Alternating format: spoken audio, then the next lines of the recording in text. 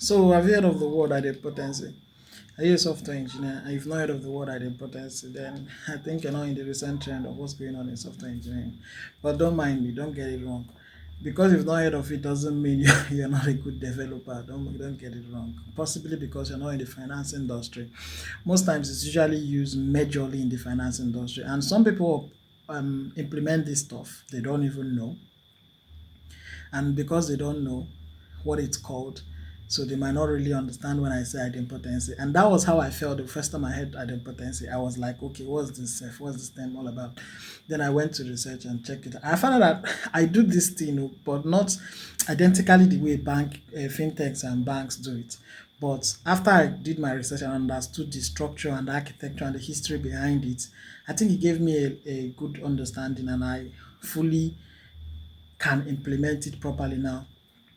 Now, I'm going to drop a screenshot up on this video so you'll see. Have you ever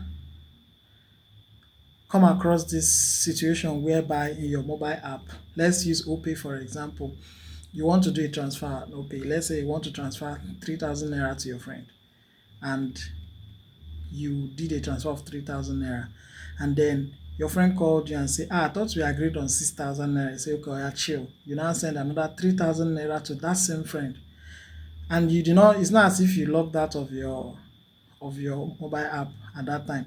You are still on in session, but you needed to make same exact transaction again, and then OPay comes up and asks you, you've made a transfer to these persons before, confirm if this transaction is not a duplicate transaction. If you ever come across that, don't worry, that is OPay making sure you're not doing a duplicate transaction.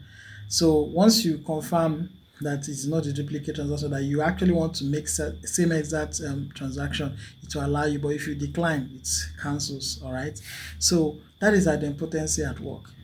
There's some other mobile app that when you do a particular transaction and it goes, or maybe something happened along the way, it says pending.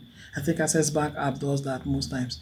When it says pending and then you try to do the transaction again, it will tell you duplicate transaction cannot go. Okay, let's assume that you want to do a transfer and then you mistakenly tap the transfer button more than twice or three times. Now, in a system where idempotency doesn't exist, it means the app is supposed to debit you three times. If you tap four times, the app is supposed to debit you four times. But a good system, properly designed, having idempotency implemented, it will tell you that you are doing a duplicate transaction. Now, how does the system know you are doing a duplicate transaction? That is where idempotency come in. Now, what is idempotency?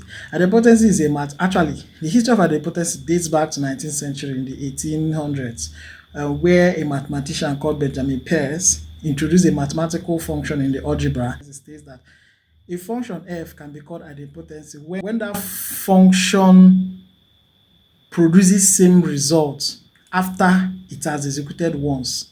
So what that means is that if a transaction after executing once produces a certain result and trying that process will give you that same result, that particular process is called idempotency. So the term idempotency is a mathematical term derived from basic algebra. You understand? So that is it. So idempotency is just a simple way of banks or a system trying to prevent multiple retries of same operation that will produce the same result. Now, I want to go deep into how this idempotency work, but I'm just going to make it give it in a layman's way so everybody can understand. So what happens behind the scene when you try to perform same transaction and you get that error duplicate transaction in your mobile app is simply because whenever that transfer is initiated, a secret unique key is generated for you behind the scene. And when that transfer is made, it is stored somewhere so that when you want to perform such transaction, that key is still in session, that key is still there. So the same key will still be sent. And when the system check, these two keys are the same thing, then it will not allow the transaction because they are duplicates.